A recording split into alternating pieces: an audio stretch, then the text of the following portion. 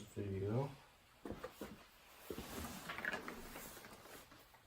Water.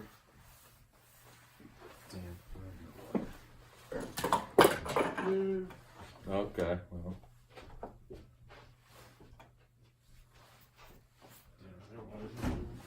No, there might be a bottle upstairs if you want water bottles.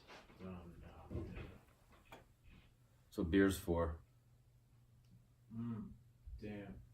Yeah, I should have grabbed you one. That's nice. Here, you got. Fancy glass. No. Just take this. That shit's not gonna fly.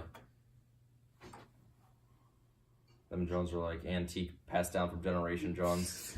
You ain't drinking no fucking water, tap water out of that motherfucker. That's not happening.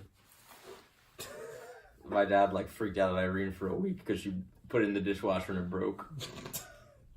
That shit, you're gonna have the ancestors rolling in their graves. Old head Lewis is not about that shit. Come back from the past, went to call Scooby-Doo. Hell yeah.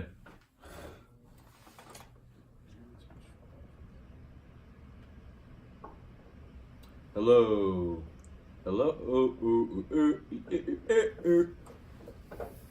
Just making sure my volume is corresponding with my voice.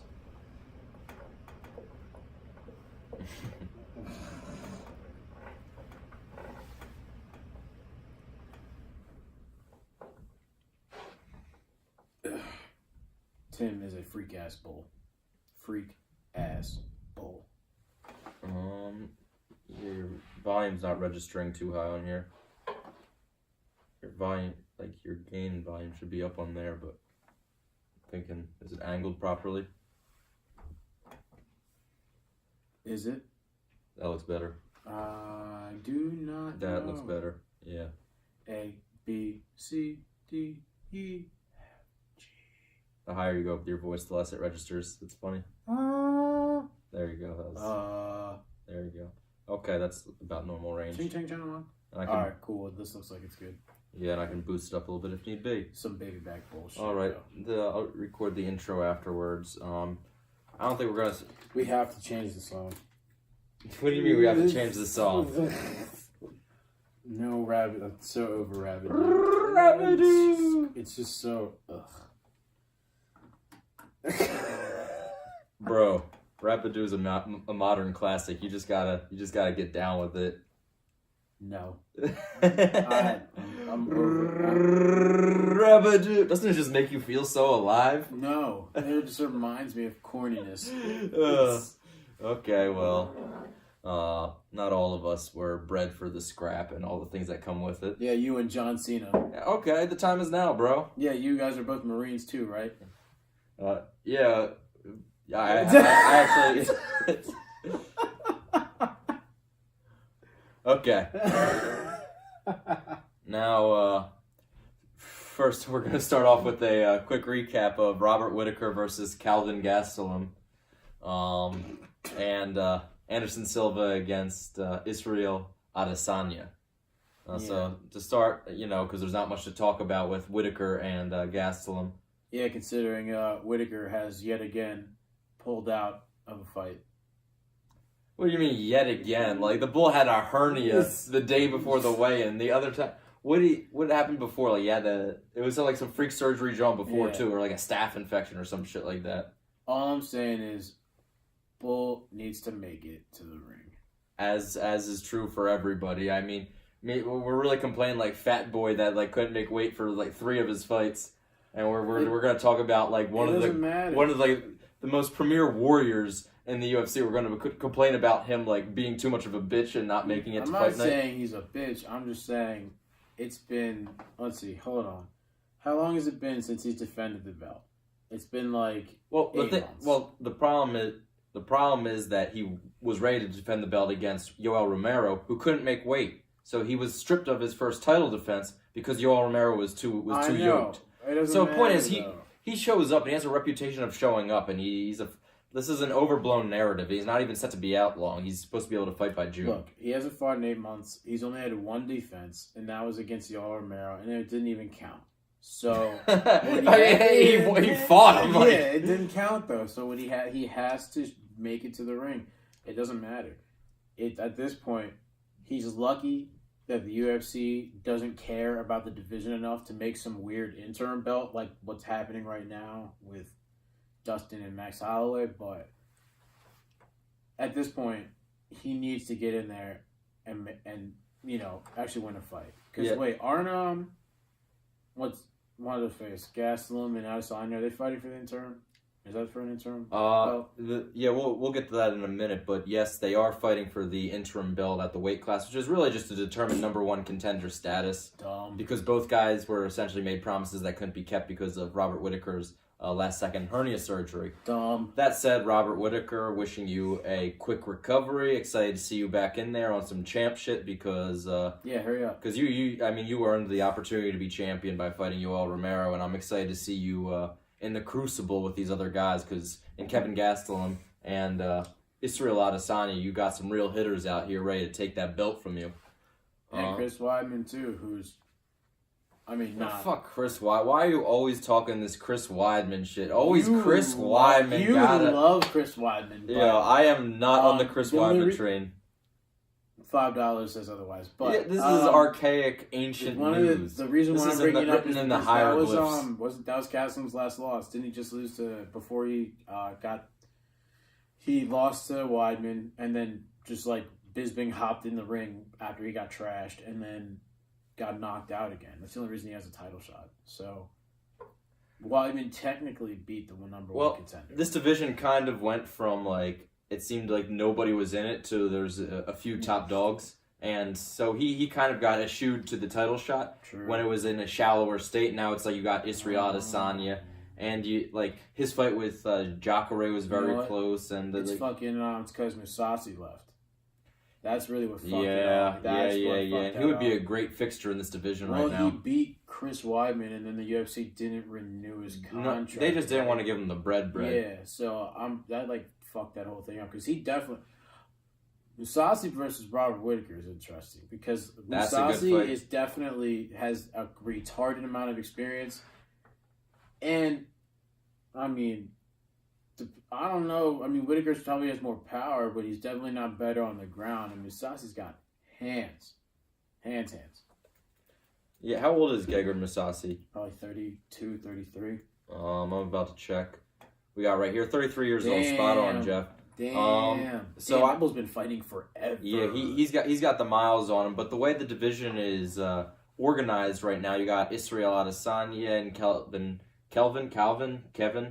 Gastelum, Steve, and Robert. You got a lot of guys that like to stand bang. Even Robert Yoel Romero likes to keep the fight on the feet until he's seizing his moment on the ground. He would be an interesting fixture in this division for sure.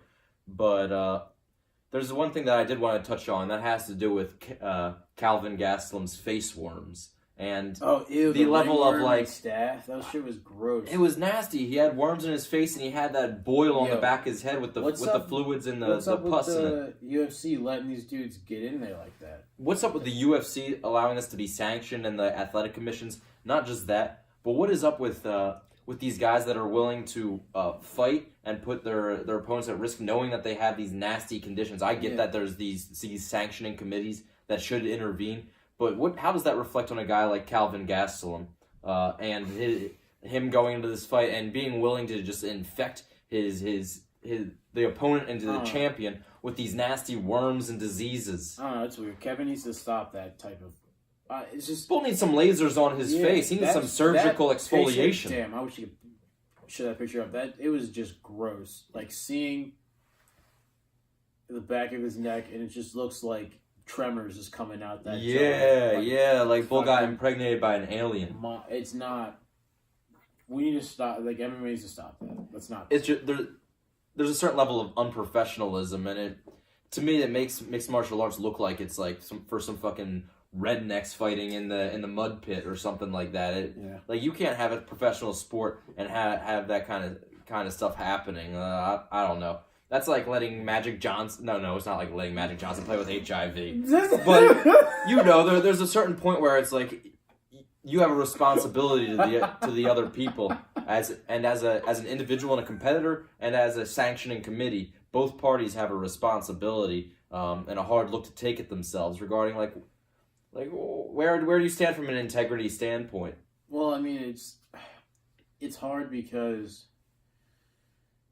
one of the things that you have to look at for athletes when they're trying to compete is when you're getting in there is that a lot of times you take the mentality that your opponent's going to get in there no matter how you feel, and they see that you being sick isn't necessarily disadvantageous to them and more advantageous to you. So that is interesting. That's a cool perspective. Well, so you see, it's like, all right, I'm going to go in there and I'm going to fight this bull, and because these guys with staph, like their cardio are compromised. They're usually on antibiotics. Their immune system ain't working right. He feels like shit, and he just wants to compete. But what really shows is that the onus should be on the UFC to create a scenario in which case a fighter can feel comfortable not putting the risk of both of their healths on the line. They always got to have somebody in the chamber for these kinds of things, because I understand why they kind of like skirt around it, because there's so much money and hype and people have bought tickets for these events.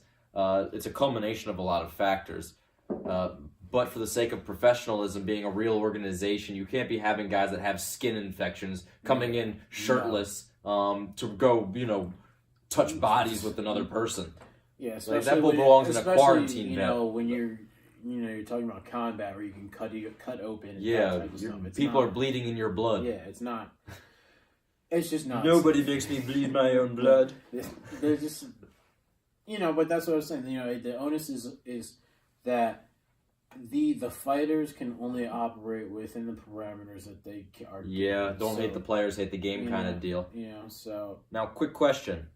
What do you think about the recently announced Israel Adesanya Calvin Gastelum matchup? Interesting. Definitely interesting. One of the things that I think will show is that Adesanya is going to be in there with a little bit of a bulldogish type Gastelum. He's a favorite. He's a significant favorite on the early. Significant. I don't know if it should be significant, but I would definitely. I think it was like I think Gastelum was like plus 300, something like that. You mean minus 300? No, well, the favorite is minus. Yeah, so Gastelum was like plus. I'm saying. So he's not the favorite. So no. Israel Adesanya opens up as a significant favorite. Okay. All right. I don't know if I would peg Adesanya as a favorite. I would say this is more of an even fight just because of the fact that Adesanya doesn't have enough in the octagon experience and a resume to denote that type of odds. While I think he's definitely more skilled than Calvin, I don't know if those odds will hold as we get closer to the fight date. You know what I'm saying? Well, no, it'll bounce out and it'll go back and forth. But the immediate reaction was that Israel Adesanya is a heavy favorite, and the reason that was odd to me is I think that a lot of people are forgetting the type of wrestler that Kevin Gastelum is. He's if you look back to his Ultimate Fighter days, he came in and he was fighting essentially the knockoff version of Israel Adesanya and Uriah Hall. And but the way, even though there was a perceived striking differential, which wasn't actually as large as it was presented to be, he was able to utilize his wrestling and his tenacity and his pressure and mix it up in order to win a convincing decision against somebody that many thought was favored at the weight class in Uriah Hall. Yes, but one of the things that I think is important when looking at Adesanya in that sense is that he definitely presents a more measured approach. And one of the things that is interesting with Gastelum is that he's hittable and he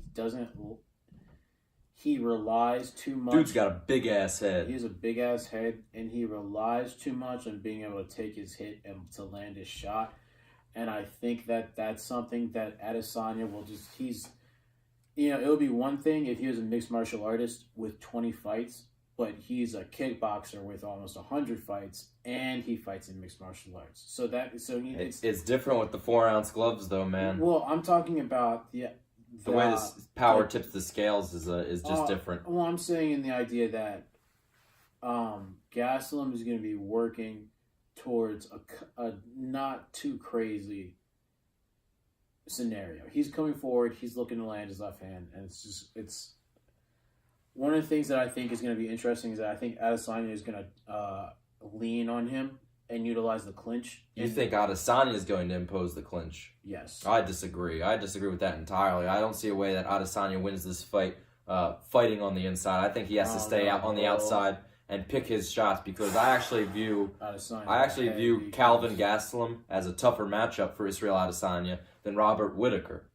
And I think so because actually Robert Whittaker is a good wrestler. He's on the Australian national team, but he hasn't applied pressure throughout his career using his wrestling in the way Calvin Gastelum has proven able to do. He doesn't necessarily have the cinder block head, chin, and vulnerability that Calvin Gastelum has shown, taking overhand rights from guys like Tyron Woodley, which might be the most powerful punch in mixed martial arts right now. He's his ability to apply pressure, and it's also the way that Israel Adesanya strikes is he throws a lot of pitter-patter shots to set up other punches. A lot of it's he's been in the game so long, he's got such a level of acuity with this punch is 30%, that punch is 60%, this is a hard punch that I've been setting up, or these 3 punches set up this body.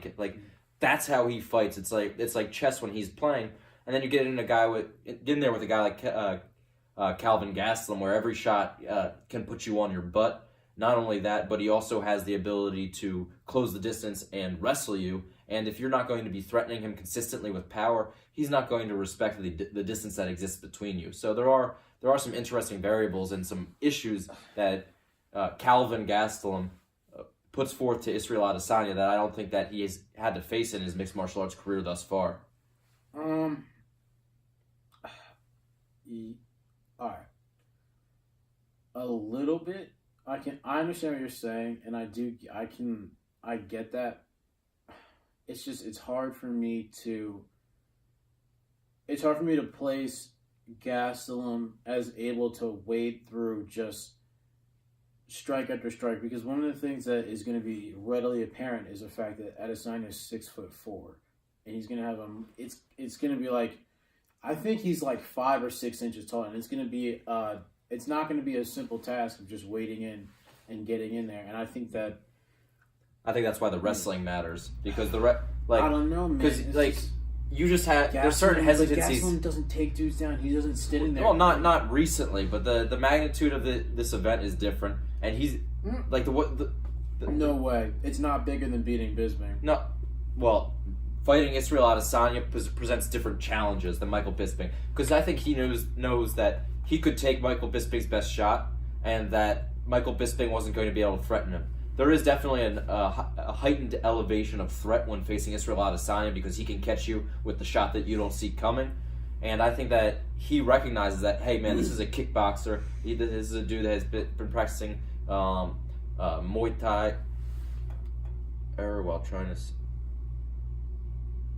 The fuck? Alright, I don't know what all that happened. Anyways, we've been talking in case there's any kind of confusion about Israel Adesanya versus Calvin Gastelum, and I think that Israel Adesanya just presents a heightened threat striking that he hasn't faced, and it's going to make him consider using his wrestling because it's an obvious advantage that he has. It's just this is a skill I have that this guy doesn't. Yeah, maybe I can dip and dodge through, but if he applies it, the threat of a takedown early, it's going to be in Adesanya's head all fight in terms of what he feels comfortable doing. Because for all the distance that Adesanya has created by his reach and his height, think about how the gravity is different between them when they're in a wrestling clinch. Yeah. It applies both ways. I don't know. It's just that having watched how Adesanya deals with stocky dudes who are trying to get in on the inside, just from seeing his kickboxing fights, and I know that they're not necessarily the greatest representation of what's going to happen, but one of the things I think that's interesting is that when you look at his Brunson fight, is that if you are just going to try and spam takedowns, you're not going to be able to have the success that you need against Adesanya to stem him from. Yeah, that's not what I'm saying though. So I don't really see Kevin Gastelum as far off of even. I mean, I can see Adesanya as a favorite, but he's definitely a live underdog. Yeah, I'm just saying that I don't think that the challenges that he theoretically presents are being accurately accounted for in the early readings of this fight. Yeah. I haven't looked into the tape and all of that enough to have a firm opinion, but instantly I'm thinking that between his wrestling and his power and his chin, as well as the fluidity of his hands, he's being unfairly discounted against somebody that hasn't proven all that much in mixed martial arts despite his obvious talent. Now, I would like to do just a brief recap of Anderson Silva versus Israel Adesanya. I think we owe it that. Yeah. And definitely good. First of all, what was readily apparent was that Anderson Silva looked better than he has in quite some time, probably since he broke his leg, just in terms of like his level of confidence and his poise and just the way he expressed himself. It looked like he was having fun again.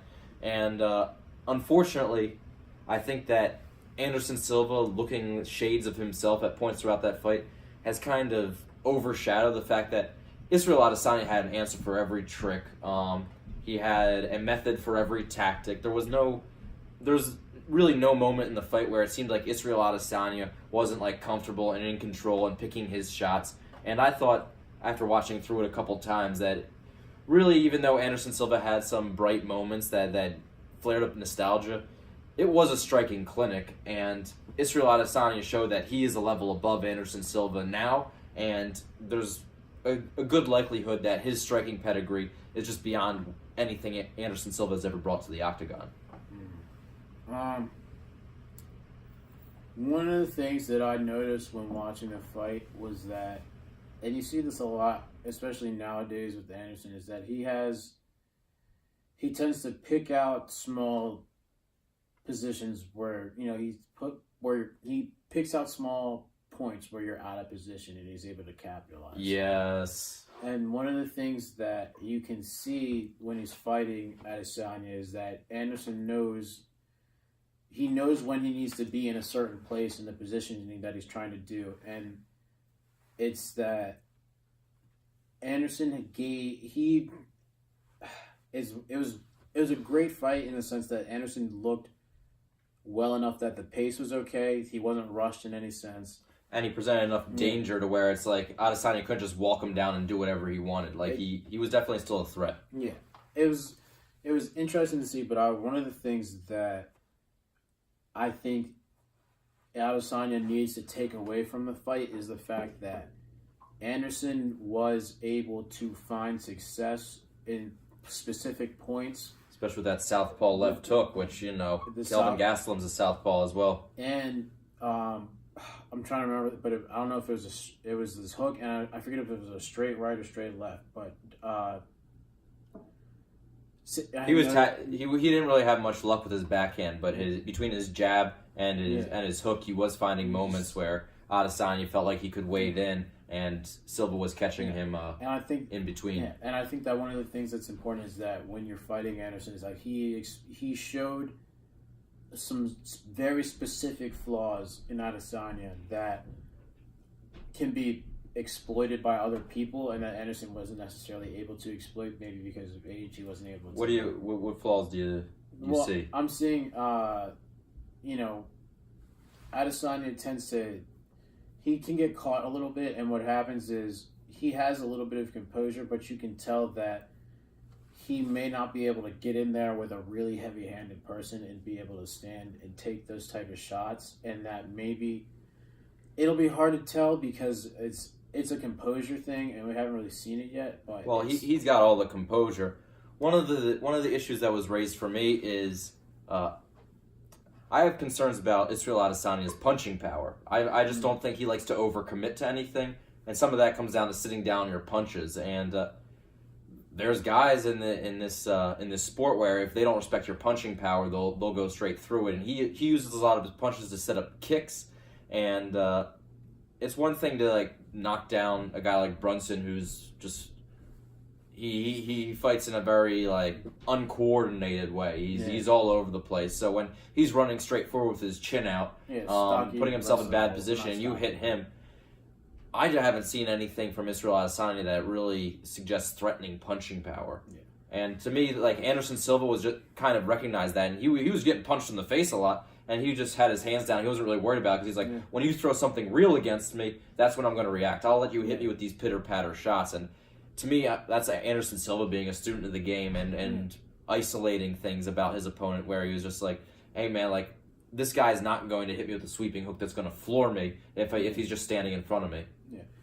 It's actually funny that you can talk about that because that was one of the that was really funny because Chris Weidman was tweeting about that. He was like, "Oh, Anderson's still dropping his hands and all that shit," and it's definitely, it's like you said, he understands where the power is coming from, and if you don't need to be at a specific point, he's not going to be there. Yes, and that's Anderson Silva's not afraid to be punched in the face, and that's the thing about it. So if you're not throwing heat though, he's not going to respect it. Now, one cool tidbit I found, and this is another thing that Anderson did, and it's of course I'm picking at the Anderson highlights for nostalgia because overall I think Adesanya, every time Anderson tried to bait him into something, Adesanya was able to adjust and utilize the range and pick his shots and land almost at will. But Anderson did come into the fight with the intent of baiting out the head kicks and with his hand placement and things like that, and like understanding when Israel Adesanya likes to transition from his punches to his kicks because he was ducking under them and he was seeing them coming from a mile away.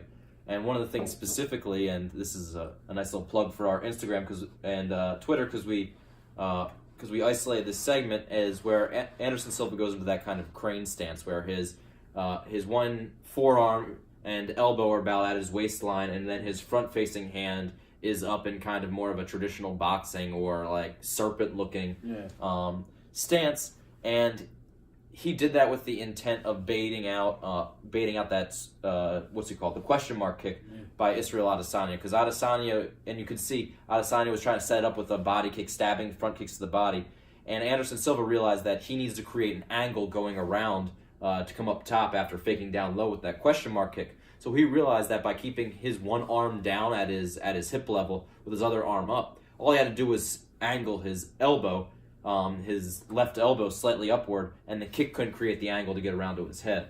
So that it was an interesting little thing because Anderson's always picking stuff, whether it's like Wing Chun or what Aikido or different stuff. He's always finding little techniques, not necessarily like, oh, I'm going to become like a monkey style kung fu artist, but it's like he's like, oh, I can use this in this situation. That's the genius of Anderson Silva, is his level of innovation, and that was an example of it on display because that's not something he had shown in any fight before. Adesanya over and over again was like, I know when he backs into the cage to do this, or like, I've seen that before, or I know the flying knee's coming. But Anderson Silva brought a new little wrinkle, and while it wasn't like anything crazy significant or anything that was going to go win him the fight, it was something that took away Adesanya's biggest weapon, which is his ability to misdirect and hit you in the head with his feet. It was definitely a good fight. I'm interested in Anderson's. I think he still has like 7 fights left. He signed that crazy contract when he's champion because he just saw dollar signs. Yeah, so I don't know. That'll be interesting. The Gastelum Adesanya fight, that's going to be good. I'm excited for it. So yeah, that'll be nice. Now I'm thinking that we got Bellator 216. There's a couple fights on there that I wanted to touch on. We do have to move through this material because we got a lot of stuff to cover. We're going all the way up through the John Jones event and touching on even Derek Lewis versus JDS. So we have a lot of recaps and material to go through.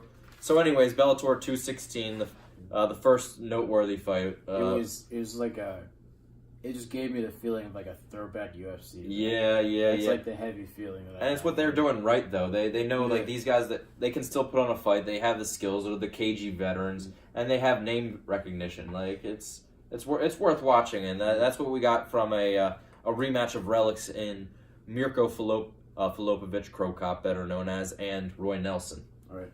I mean... Filipovic, my bad. That was good. I just think that it's definitely important, before we get into that, we got to talk about the Czech Congo fight. Just because it was below it on the card. I actually didn't watch the Czech Congo fight. Well, I think it's important because of whom he was fighting, more so than who Czech Congo is himself, in the sense. Just because the dude Vitaly Minikov was Bellator's previous heavyweight champion, and he was undefeated until he lost to Czech Congo. that's the thing though. That's what makes me skeptical of Bellator is like you could be their undefeated returning champion and an old ass washed up, never really that good Czech Congo can come and win. Well, in his defense he had already finished Czech Congo once, and I think he came in expecting an easy fight. It looked like that really bad, and it looked like Czech Congo was kind of ready to fall over, but didn't get hit with the shots to make him fall over, so he just kind of won. Yeah, I don't know. And sometimes like that's the thing. Like we think about it like it's just automatically this fighter is skilled and they have this experience and they've done this before, and so they're just gonna come perform. But some days you feel sluggish, and some days you feel good, and like some days you have it, and some day like. There's some days where you just don't have it, and that's the thing about fighting is a good guy can lose to a worse guy just because they're not feeling right. I don't know. It's just one of the things that makes it interesting is it shows the disparity that can exist between these heavyweights. In that, I think really the biggest difference was Czech Congo knew not to throw himself out like at the start of the fight, and you could see because Minikov was hitting nothing but air so much, and Czech was making a miss, but it was just so slow. Czech wasn't doing shit until the end of each round, and he was just trying to steal the rounds on the scorecard at the end, and it worked. Veteran move, and it won him the fight because even I was like, damn, Congo might not win this just because of how judges go, but he did the right thing. He took the rounds at the end, and he won, and that pushed him forward because there's not many. That's in terms of heavyweight wins to get in Bellator. That was probably the best one because he was undefeated. Yeah, and it was probably they probably tried to do it as like a setup fight for their other guy, but Bellator can't do fucking anything. I think they were trying to set it up with this man we're about to talk about next. I'm pretty sure was their plan. But anyways, a rematch between Mirko Cro Cop and Czech Congo. Mirko is 7-0 in rematches, and I'm sure he'd like to get that one back because it was kind of an embarrassing show back. Czech's on a streak too. They're both on streaks. Like one's on 10 and one's on 7. Wow. Yeah. But anyways, let's dig into this. Let's dig into this Cro Cop Roy Nelson fight. What a fucking revitalized Cro Cop fight that was for him. Yeah. Get that revenge on.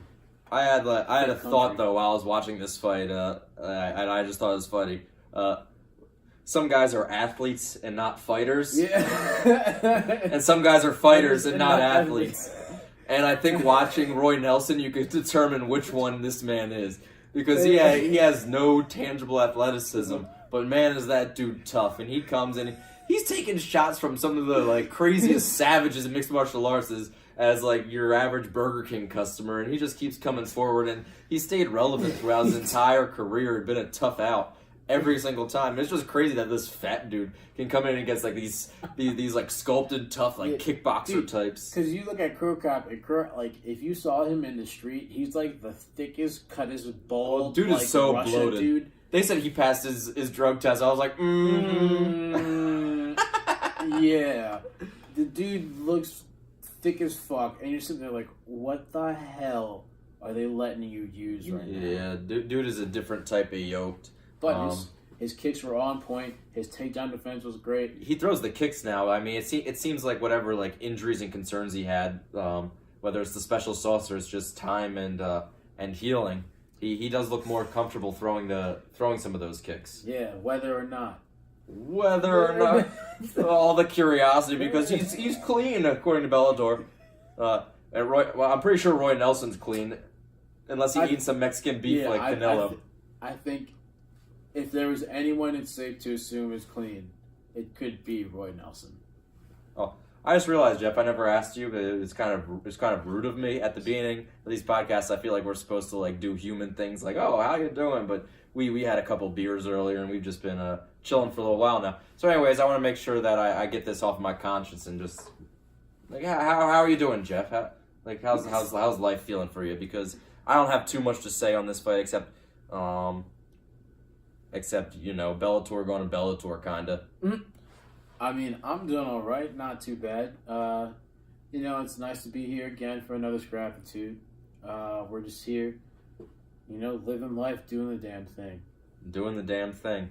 I felt like we had to watch so much fucking material just to get through this because there's so much recap and so many big time fights coming up. Yeah, there's a lot of scraps seen in the last few weeks, and it was weird. I find myself watching so many fights and just being like, Jesus Christ, like I had to just like thinking about all this shit. I was like, damn. And it's not hard to do really, but you're just sitting there like, wow. No, it's kind of homework though. It's like it's like how like athletes have to watch game tape to prepare. Yeah, I don't mind it, which is weird. You know, it's fun. You're just sitting there, you're watching, you're enjoying it, but the whole time I'm sitting there like, damn, all right.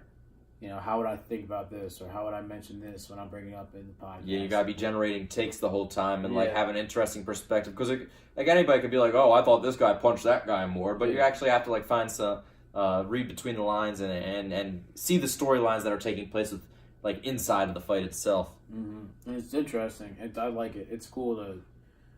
It's definitely. It gives you another thing to watch fights about, and it's definitely given me a new lens to enjoy watching scraps, because I usually don't watch Bellator too much just because my timing never really seems to work out with it. But yeah, it's definitely driven up my interest in fighters outside of the UFC. Yeah. And just exploring that, following new guys on social media, seeing what's going on with them, looking at people's records and analyzing it at a deeper level. Let's see here, but thank you for asking, Jeff. I'm also doing pretty good today. I didn't ask you, and I didn't intend to. Okay, well, because I know all of my Scrapitude listeners who know that I am the darling half of this production. I am doing well. Me and the bull Pee Wee at James Schuler Memorial Boxing Gym, Philadelphia. Check that John out. If we got any Philly listeners on that John, and you into boxing, that's the spot. They got pros, they got amateurs training there, they got former champions, they got all the knowledge in there. It's the spot to go. So there's my quick shout out. But I was in the Crucible, and Pee Wee was showing me some stuff. It's all on the feet, man. It's all on the feet. That's what you learn. Like your footwork is everything. It's all in the feet. And that's why you see like Bull Lomachenko doing like that Ukrainian tap dancing and getting next level hands, because it's all on the feet. It all makes sense now. Chase that chicken. Yep, Rocky style, bro. We out here. Okay, now to the headliner of Bellator 216, the much anticipated headliner, Paul Daly versus Michael Venom Page. Yeesh. If you ever want to talk about, oh, you're a wrestler now. Yeesh. Good Lord. I didn't take the time to count how many takedowns Paul Daly went for in that fight, but it was at least 5. He fought scared. Terrified. And it sucks, because one of the things that you should know, especially as a big stand-up fighter, is that you're not going to, like, especially when you're not having success trying to spam takedowns, you can't just, like, deer in the headlights. Like, that's kind of what happened to Daly. He kept trying to spam takedowns, and eventually he just got to the point where, MVP was reversing him, and... he's not a wrestler. I mean, he reverted that, and listen, I think it was an interesting game plan that could have been implemented better, because clearly MVP has deep flaws in his wrestling and his takedown defense and his grappling ability overall. So like I don't blame one guy being like, okay, like I have hands, but this is the area I think I can exploit my opponent. That's the beauty of mixed martial arts. It's a chess match. I also thought, though, that some of the onus was on MVP, because in the first round, he had Daly backed up, and he was just stalking him, and he was within range to be landing leg kicks and body kicks and striking. And did they even throw a strike in the first round? There was you could count the strikes on one hand. I feel like that were landed, and a lot of feints, a lot of nothing. I don't know. Paul Daly was definitely scared, but MVP was also really risk averse. And for somebody that has like the kind of confidence and swagger that he has, you'd think that he would be bringing it in a little more fearless. And I was disappointed in him, not only in the fact that I didn't think that he was predatory enough in the fight, but also that I wasn't all that impressed with his arsenal. When he feels like a guy threatens him, is what I mean. Like he felt like he clearly knew that there was a threat in there, and he became way more risk averse and limited his arsenal to what he felt safe with. I think one of the things that really changed, that really affects that and brought that to light, is the fact that there is no shot that this dude thought Paul Daly was going to be shooting for takedowns this whole fight. No one did. I didn't. And if anyone said they did, you're lying. So yeah, no, because Paul Daly's kind of like a badass who hunts people down and lights them up. I think what happened was MVP got a little bit of it's not like stage fright or anything like that, but I think he got shook for a second. He was like, "Wait, what? Like this dude's not okay. He's not going to stand and bang with me. And he's going to try and shoot in every like fucking 5 seconds if I try and open up a little bit." So I think what happened was it produced an interesting effect where he was afraid to open up too much because Daly does have that power and it is dangerous, and the fact that somehow Daly actually had a good game plan and just wasn't able to execute with it. And I think that's really, I think that's really the story of this fight is that Daly had a good game plan to beat MVP, but just was so trash at executing it. It just showed it. To me, it was on full display as to why these guys are Bellator fighters. Mm-hmm. One of the things that irks me about MVP is he's 6'3" and yoked and fighting at 170 pounds. Yeah. I just feel like he's meant to be a middleweight. Yeah. And whatever, I don't know what his weight cut's like or how he feels after it, but he's just so much noticeably bigger than a lot of the guys he's fighting against. And I feel like the whole reason for that is just because he knows that guys that are more closer to his size are going to be able to back him down and put his back on the cage and exploit his weaknesses. And I'm just not impressed with his strategy of like trying to bait the guy into ducking his head into that flying knee that you hit Cyborg with, or the straight rights, or trying to set up like a sweeping head flash, kick. Bro. He hasn't fought high enough level of competition to force him to be honest in his strikes like that. But it's always the one shot. He's such a low output guy. And for the number of feints he throws and how many opportunities he has to be throwing feeler shots or to be throwing strike like leg kicks and things like, his output is.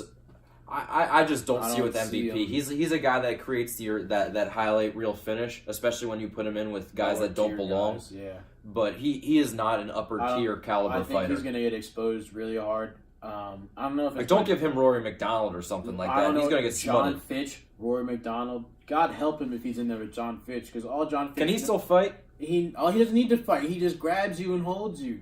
He's been doing that shit since we were fucking in middle school. So like you.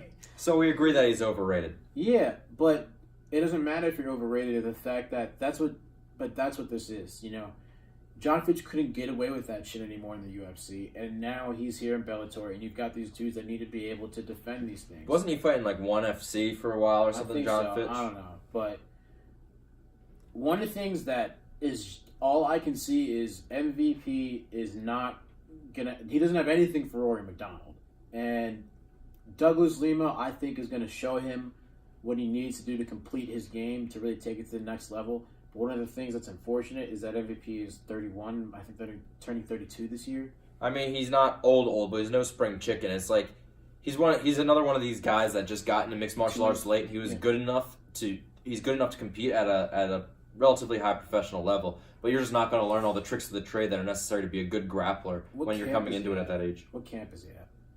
I'm not sure. I'm not sure offhand. But anyways, that fight was bad, and I don't think it deserves any more of our time. And I think we need to move on to UFC Phoenix. MVP Douglas Lima. That's the next fight in there. It's their welterweight tournament.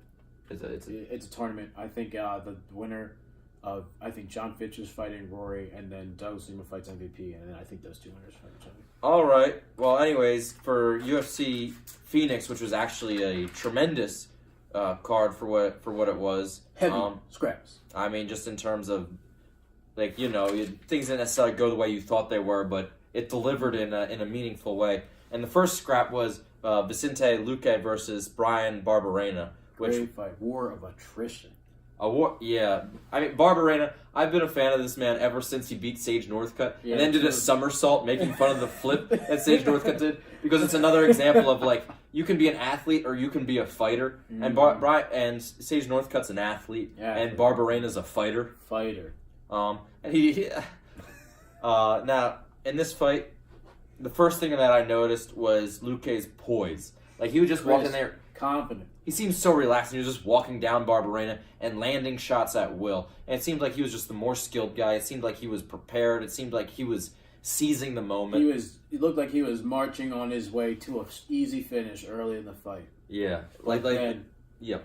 MMA happened. Not just MMA happened, but the toughness factor. Them 4-ounce gloves.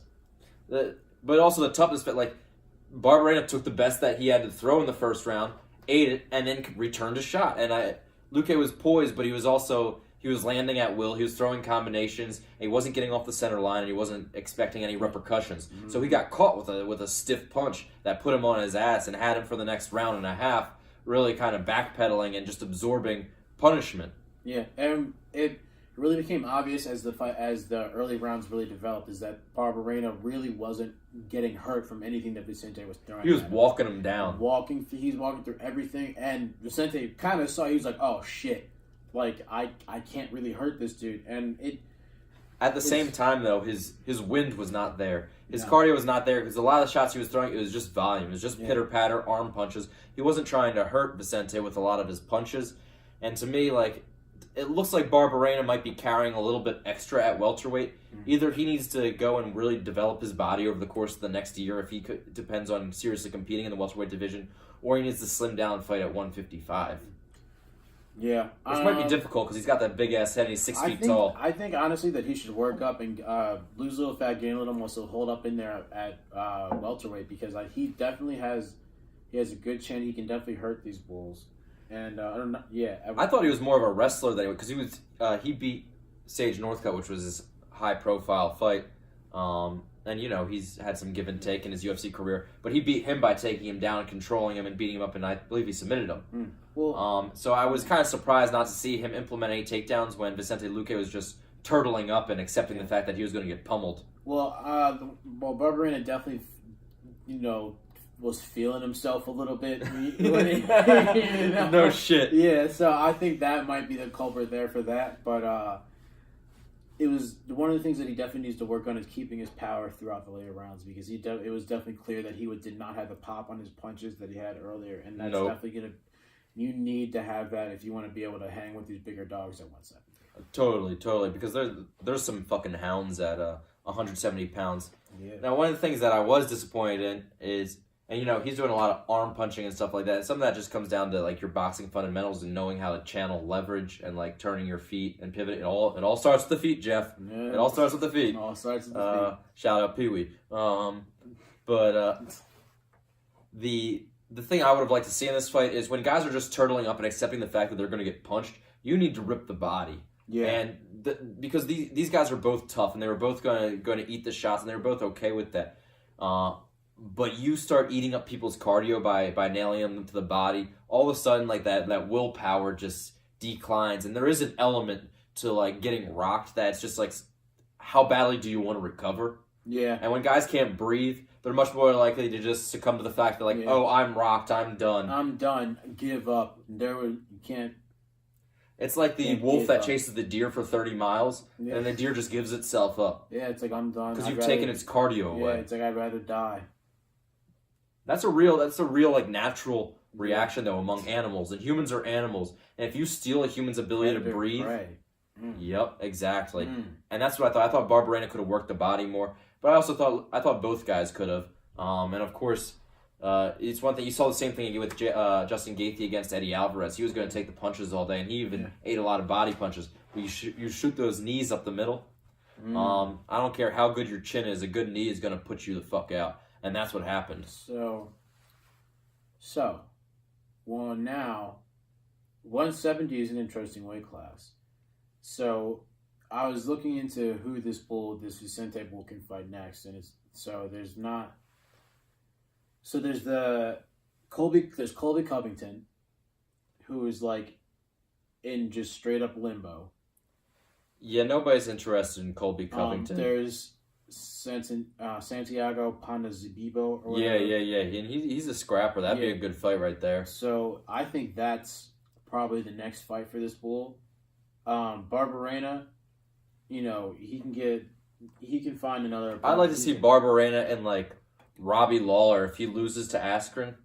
That could be a good one. Just because these guys are going to slug it out, and Barberena is tough as they come. True. Both of those dudes are. Both of those dudes are so tough. Those are definitely both good fights. What about like Neil Magny or something like that? Neil's coming off a win, I believe. So I think he won his last. he's kind of gatekeeper bull right now. No, he's not. I mean, never mind, I'm wrong. Think of someone else. Like if you beat him, like you're ready for the upper echelon of the division. Yeah. If you lose to him, like that's kind of the standard. True. Yeah. Yes, I can agree with that, and that's probably a good fight too. Neil Magny and Neil Magny versus Barberena. I can see that, and I think that it'll give Barberena a chance to get in there and show that he can handle. Or those. Barberena versus Mike Perry. Platinum's just got that's a fight that would be exciting for the fans. Covington has called his wife a horse, so I'm pretty sure they need to scrap. Yeah, but I mean, in terms of rankings and stuff, it makes sense for him. Because he's coming off a win. Mike Perry is coming off a win against Paul Felder because Paul Felder broke his hand in that fight. Yeah. He hasn't fought for a little while. Vicente Luque against let's see it Platinum Perry would be a fucking fight. Let's see it, Platinum. Nobody cares about Colby Covington. Why don't you go back and talk to Trump? Maybe he can Colby Covington. I mean, Colby Covington had a harsh lesson in that he thought that his name somehow was bigger than it was, and that you could play hardball with Dana White. Dana White promised me the title shot. You got to be a company man with Dana White because he will come back and look out if you've been there for him in a way. It'll just be easier for you if you're exciting and not fucking boring. But it will be easier for you in the UFC right now, just with how everything's structured. If you suck up to Dana White. Yeah, of course. But it's just Colby played the wrong shtick. He really did. And the one thing that doesn't work the thing that works with being a heel is that you have to be in the mix with fighting, and you have to have a good. They need to give Colby Covington Damian Maia. I think Damian chokes the shit out of him. Exactly. That would be hilarious. It's just okay, you want to be lay on people guy? Well, here's Damian Maia. Go lay on him. Yeah, go lay on him. Have fun. Jesus. Speaking of guys with crazy jiu-jitsu, let's dip into Kron Gracie versus Alex Caceres real quick. That fight. That was pretty much what was expected to happen. Tailor-made matchup. Yeah. It was good. Kron applied the pressure. Did anybody land a strike before the fight went to the ground? I think so. I think Kron was just throwing, not really giving a shit. Just take me down if you want. I think Caceres had a little bit of success, but that takedown off the cage was pretty cool with that. How he pushed off with his left foot. That was pretty cool. He took his back in the clinch and then pushed off with his left foot, wrapped around, rolled with him, and took his back and all on his submissions too. Well. Guys especially a Gracie who's been grappling since the time that they could put two ideas together. You develop a certain kind of strength from that. Yeah. That's just different. You see it in somebody like Ben Askren who looks like some flabby nobody, but is just tremendously strong in their muscular endurance and their ability to apply pressure over a long period of time. It's not like a twitchy muscle type. It's just sustained strength that is real. That's a rare kind of conditioning. I don't know. It was cool to see Kron get in there, get his W. This is 145 or 135? This is 145. So one of the things that I think is important here is that Kron has to recognize that he's going to get pushed forward pretty hard. I think at this point he needs to be developing a stand-up, and he's doing that with Nate Diaz and all that shit. He's going to run into a wrestler that's not going to be taken down. That's going to decide to turn into a striking match, and he needs to be prepared for that moment. I don't know who the hell is going to do that besides Chad Mendez, and he's on his way out. Well, Chad retired. Yeah. He did it. I guess they got Frankie Edgar in there. There's not a lot of tough wrestlers in the division now that you mention it, though. Honestly, I thought would be a good fight for Kron would be Yair Rodriguez. Because I think that Yair is a very fluid and dynamic striker, and what it'll do is it gives Kron the ability to get in there with someone who's not necessarily going to put some, that meat and potatoes jab. I like it, and it's like an eccentric striker that's a step up from Alex Caceres, and it is important also for Yair Rodriguez to be somebody that shows that they can stop a takedown and win that type of fight. So it would serve to boost both guys' stocks. Exactly, it'll be good because there's a clear dynamic to who's better in which aspect, and it'll show one of them is going to have to show dynamic improvement in some section of their game in order to pick up a W here. And I think that it's a great fight for Kron. to get himself out there, and if he gets a win, that's a good win to have. That he can use that as leverage to get in there with a bigger name. Yeah, no. Then he starts looking at a top 7 guy or something like that. And if Yair wins, that knocks off, and he has another contender under his belt, and he can get back into the win column. After that crazy loss to Frank Edgar. Who did he fight after Frank? I feel like he's fought since then, but I don't remember off the top of my head. He might have fought BJ. Now, maybe? For me, the dream matchup kind of for Kron Gracie is against, he probably loses, but against Brian Ortega, just because, it's guys that aggressively fish for submissions. And Kron Gracie's likely another level, but Ortega's very no-gi oriented in the way he does things. And he'll fish for something, and he's ballsy. Yeah, that'd be an interesting fight. I think Ortega. I would have to look this up. I do not know who is more accomplished between the two in no gi grappling. I think Kron is the more accomplished gi grappler. Totally. And I really don't know Ortega's resume. I just know the fact that he's among the highest level of submission fighters in the UFC. Yeah. But anyways, I just wanted to touch on that bout real quick because it's cool to see a Gracie. That was the 5,000th UFC fight. As you know, the Gracies really kicked off the UFC. So seeing one get a win in the 5,000th fight is cool. It definitely hits you with some perspective in the feels. The next fight on that card was James Vick versus Paul Felder. That was a good one. And my first instant reaction was, what fucking fight was Dominic Cruz watching? Because he's talking about how Vic is applying pressure and how he's tagging him and how it's like his fight to lose. And this man's getting brutalized. He can't even walk. Didn't he collapse his lung or something? Well, that happened. That was a Felder. Felder said that happened late in the third round. Yeah. And you could see there was one sequence where he caught a knee coming in his rib cage, and that's what did it to him. Just like, I don't know. It's a different type of injury, man. Dominic Cruz was on some other shit watching that fight. It was and he's a great analyst too. So I'm wondering if he knows this guy or something, because it seemed like a favoritism thing. Yeah, I don't know, but Vic tried, but Felder was way too game. He was landing fast. He was crisp.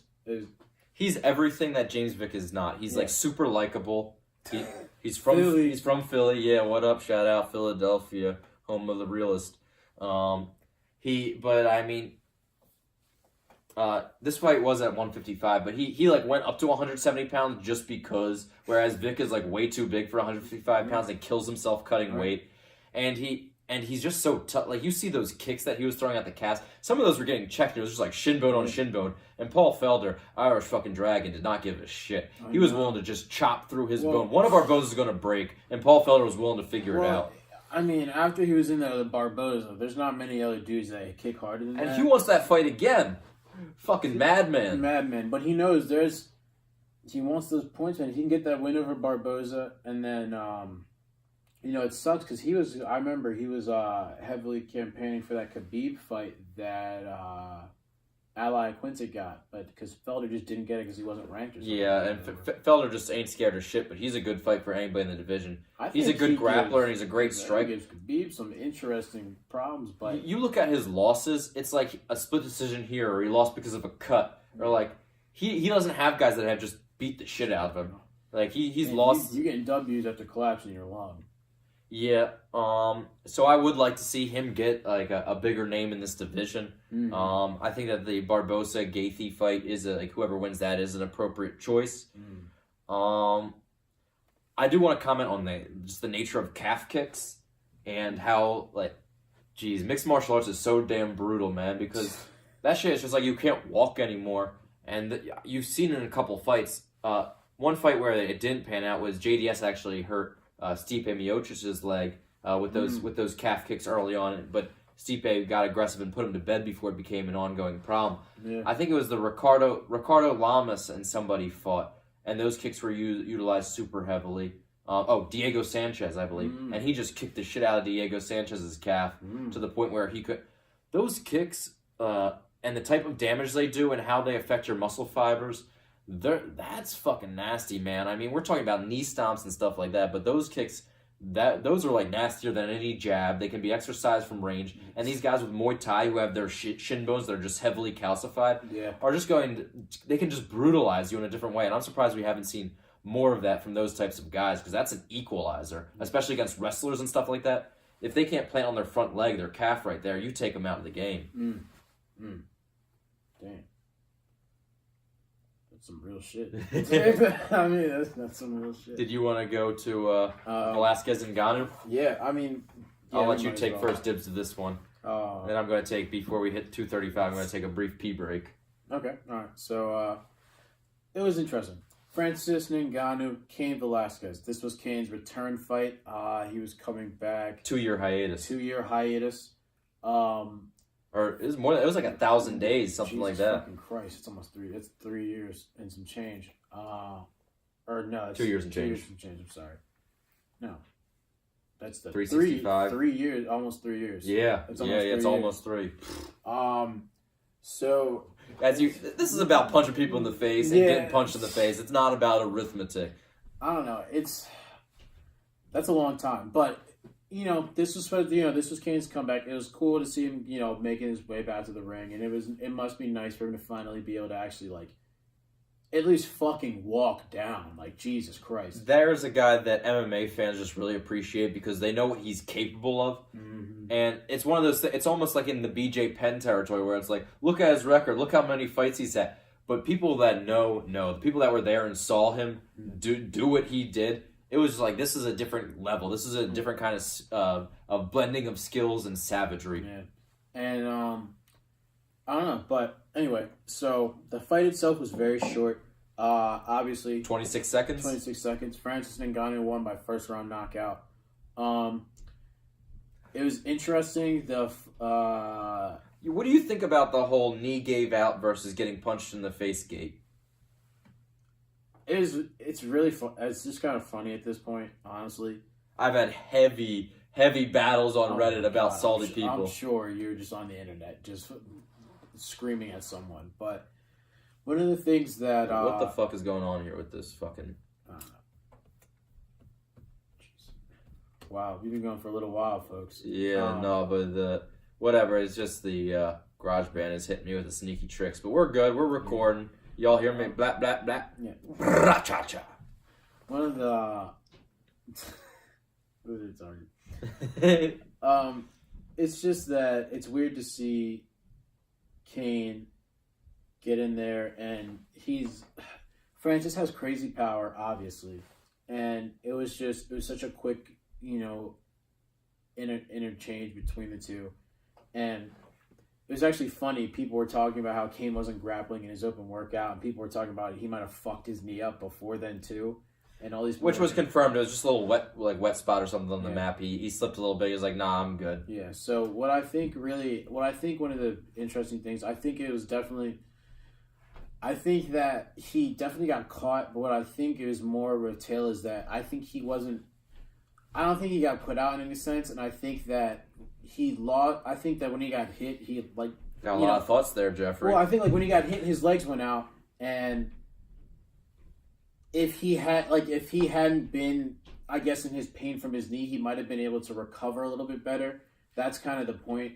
That not that he wasn't hit. I think that maybe that's kind of the only thing. Like, maybe he would have been able to potentially recover better if he had been able to actually get, if his legs weren't sprawled out. I hear That's you. kind of the only thing, I guess. I have a take on this, and that is that you see in the NFL a lot, guys who have torn their ACL or had a knee injury or something like that, they'll go down and they'll fall a little funny, and then they'll be screaming in pain, and they'll think the world's fucking ending. And the medical staff will come over and they'll check them out and they'll get up and they'll try out the field for a play and they'll be back in the next play.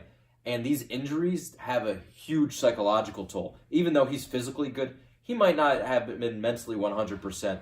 And when you saw that thing in the open workout where he slipped on a little wet spot on the map, the fact that he called it over says to me that he was really sensitive psychologically about the idea of re-injuring himself. And so when that knee got contorted a little bit, and it bent a little funny, but it wasn't that bad. It wasn't like a hyperextension or anything. Well, we didn't feel it. No, I got you, but I think it was one of those examples of a guy who has the screaming in pain. It looked painful. Yeah, but I think some of it's just the psychological trauma and him thinking he got injured again. is like a big part. And I'm not saying he didn't tweak it a little bit going down, but there's a difference between tweaking it and being okay and like having like tearing your ACL or spraining your MCL or some shit. They're totally different bag. And I think that he never hurts his leg unless his legs give out as a result of the uppercut that Francis Ngannou landed. I don't know. That's really it. Honestly, it just you can't really give him anything in this sense because Francis was there. He threw his punches and he landed and he got the W. That's really it. So at the end of the day, for Cain, bro. In the Crow Cop Gonzaga fight, I mean, he just twisted his ankle when he fell down. If that didn't happen, he was coming back. Well, I'm not gonna sit here and act like they're the same. Yeah, because one looks like someone might have to get the stretcher and may not make it home that night, and the other one. Point is that, and I watched the clip in super slow-mo over and over again because that kind of footage becomes available.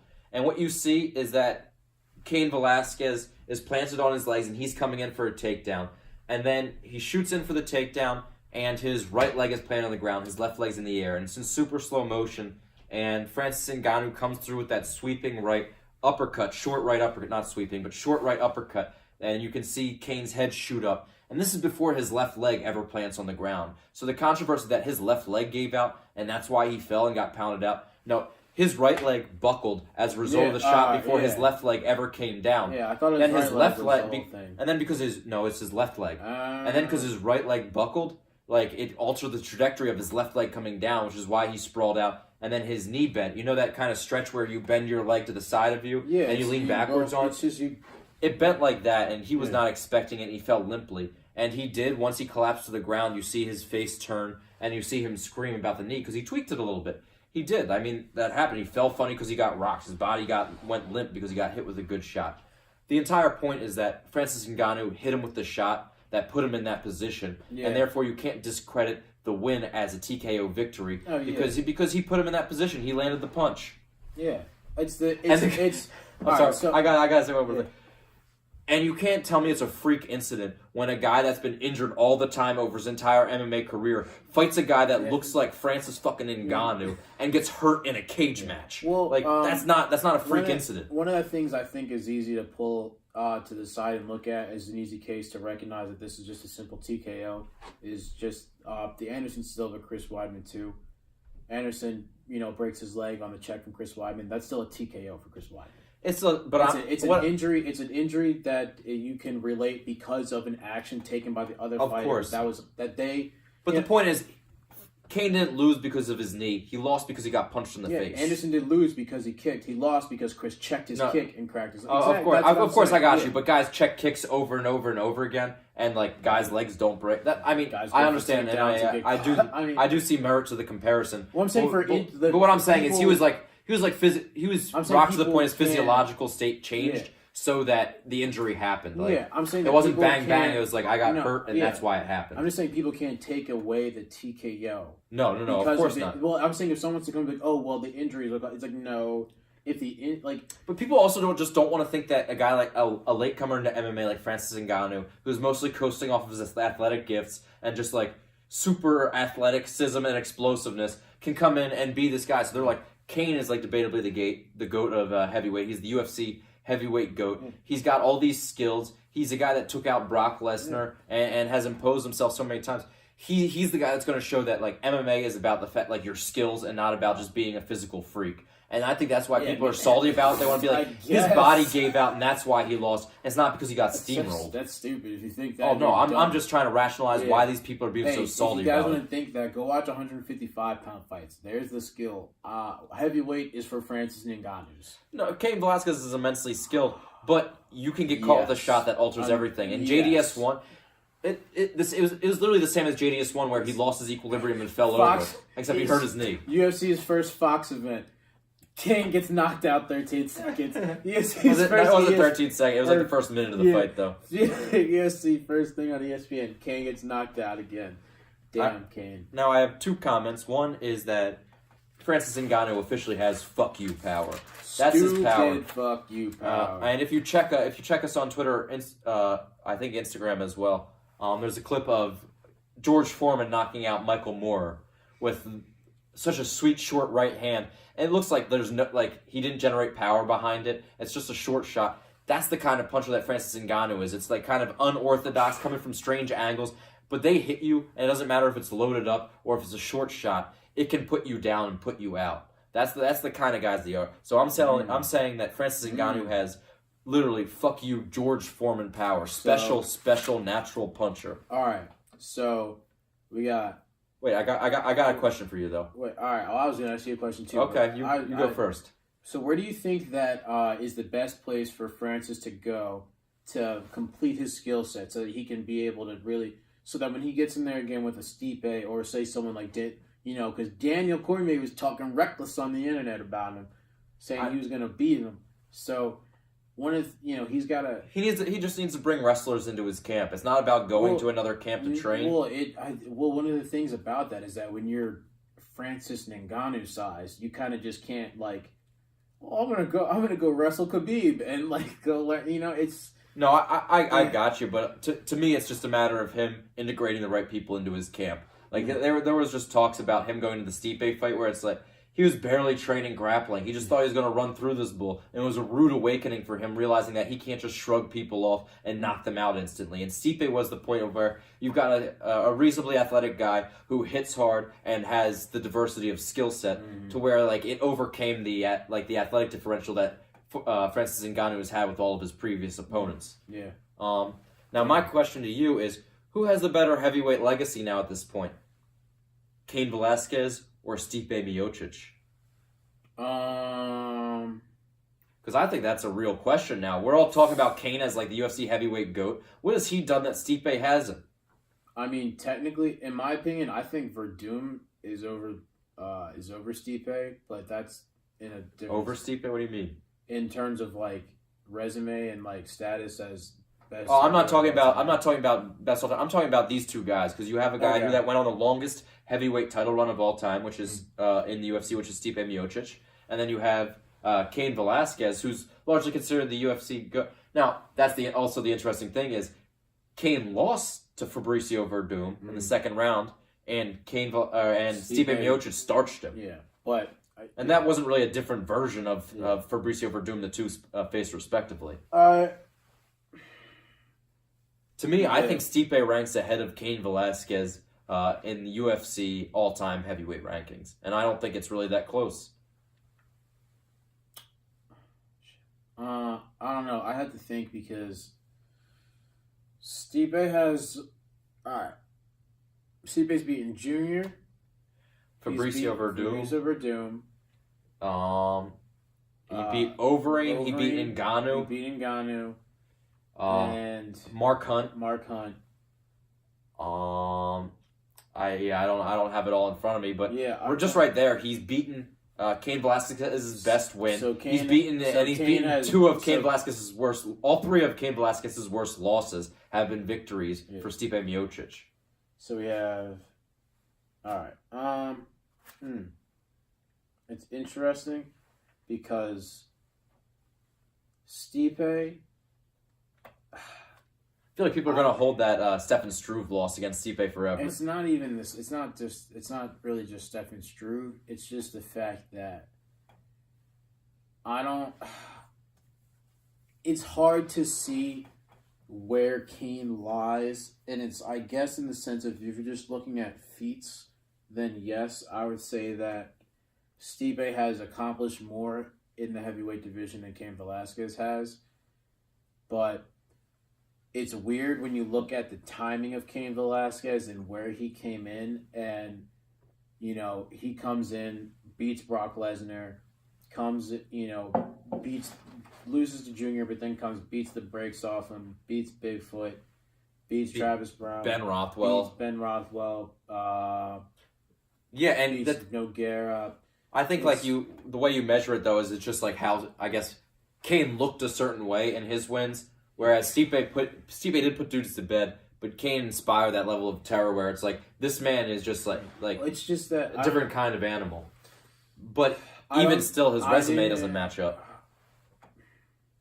If they were to, like, it's just, if you were to tell me, like, head-to-head when they were going to fight, if you're going to put them in their primes, I wouldn't put Stipe over Cain. But one of the things that I think is pertinent is that Stipe, I think, developed more as a fighter over the course of his UFC career than Cain did. And I think that Stipe, if they fought right now, I would probably give the edge to Stipe, but it's weird in that it's just weird because Cain was that good, and it's hard to really sit there and just say, yeah, someone is better than him definitively. And it's just like, especially that's just the argument I'm putting out there. I think that Stipe has a better heavyweight career, UFC heavyweight career than Cain Velasquez does. That's my argument. And honestly, in terms of just like who they've beaten and when they beat them, in terms of how they win, I would say that Stipe probably has a better resume overall.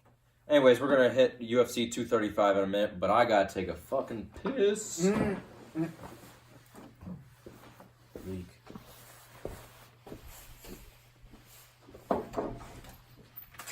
Damn. UFC 235. It's going to be a good one. We also got UFC. They have a Fight Night 146. That's going to be good. That's Junior Dos Santos is fighting Derek Lewis. It's going to definitely be a good fight. But we're definitely looking forward to UFC 235. I'm interested to see John Jones get back in there. There's Tyron Woodley versus Kamaru Usman. That's going to be good. And then Robbie Lawler is fighting Ben Askren in his UFC pro debut. Not pro debut, but UFC debut. And it's going to be interesting. So whenever Timmy's back here, we can really discuss him. But you guys know that I'm actually the champion of bets, right? Tim loses to me every time, and he always pays me money. So just remember that. And if you want to know who it is you should listen to when betting, it's me. Because you won't lose money. You're going to lose money with Tim. Trust me. But don't worry. We have great analysis coming up. Preview, UFC 235, UFC Fight Night 146. Coming up in a second.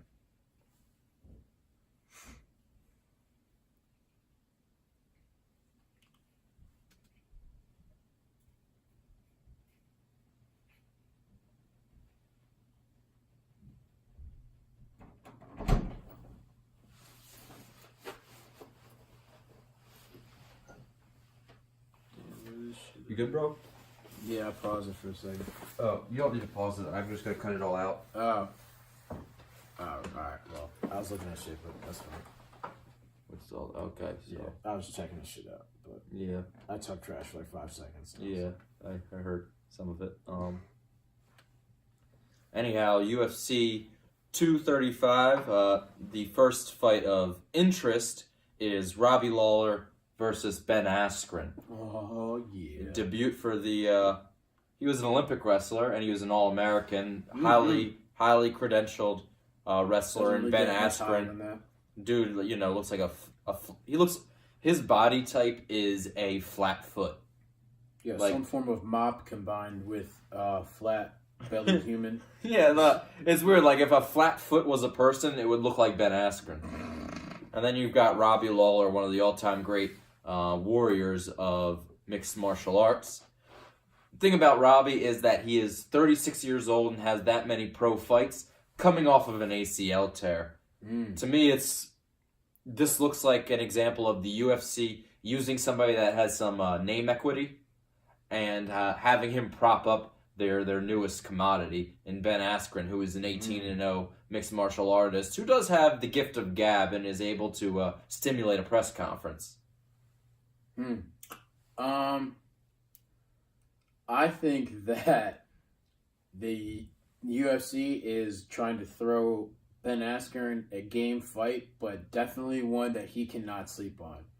Because Dana White would laugh like a motherfucker if Ben Askren got knocked out by Robbie Lawler. Because Robbie knocks dudes out, and he, after seeing him go those rounds with Roy McDonald, I am not I wouldn't be confident in any wrestler just going in there and hoping to get not five, but hoping to just get rounds out of Robbie and just coast through, because it's not going to be easy.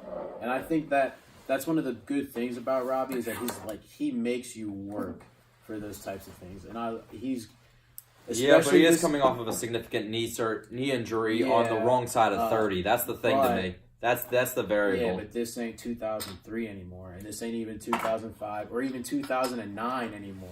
This is 2019. I got you. 2018, and they got some crazy shit they can do now. And they're good at the surgeries, but that doesn't change 36 years old with 36 pro fights. It does when you can rehab different, and you have when you're Robbie and Robbie has money in the bank. He can take a little bit of time and make sure he comes back well. All I'm saying is... It sounds like you're liking Robbie in this fight. I think Robbie sleeps him, to be honest. Really? Yes, I have Robbie by knockout.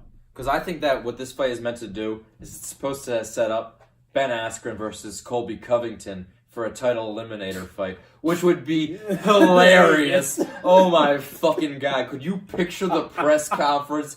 It is just like... it's just like deadpan white dude versus white privilege white dude. Just like and I think they both are like they veer right politically, but they're just like Colby tries too hard. I don't think, but Colby is not as smart as Ben, and like the way Ben talks trash is very coy, and he's a funny guy. You can tell he's intelligent, and it would be funny to just see the way he picks apart. Really fucking. He would pick apart Colby Covington, I think, just from like a shit talking and intellectual way, and then. It would be so much funnier because Colby Covington just wants to go and essentially wrestle fuck people. And that would happen to him. And I can just imagine Ben Askren's moppy, fluffy hair just like rubbing around in Colby Covington's face as he talks smack and just like, rubs chests with him on the ground for 5 fucking rounds. Yeah, like that's hilarious. I would want to see that fight for all the wrong reasons. I have no interest in that fight, to be honest with you. Touche. One of the things that I think is weird for Askren is that he's like friends with Woodley, and he said they won't fight and all this shit.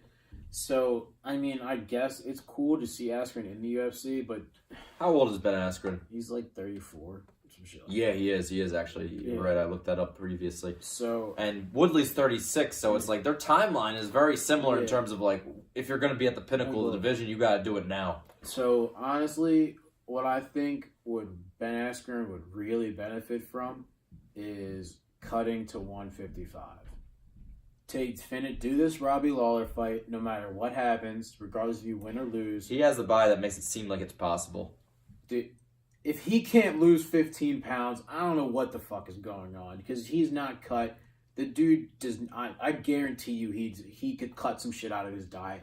And, get on the treadmill. Well, he's not, him and Khabib are not that much differently sized. Yeah. Well, that's where it is. I think that he has a lot more interesting fights at 155. He doesn't have to deal with the whole, I'm best friends with the champ, all that shit.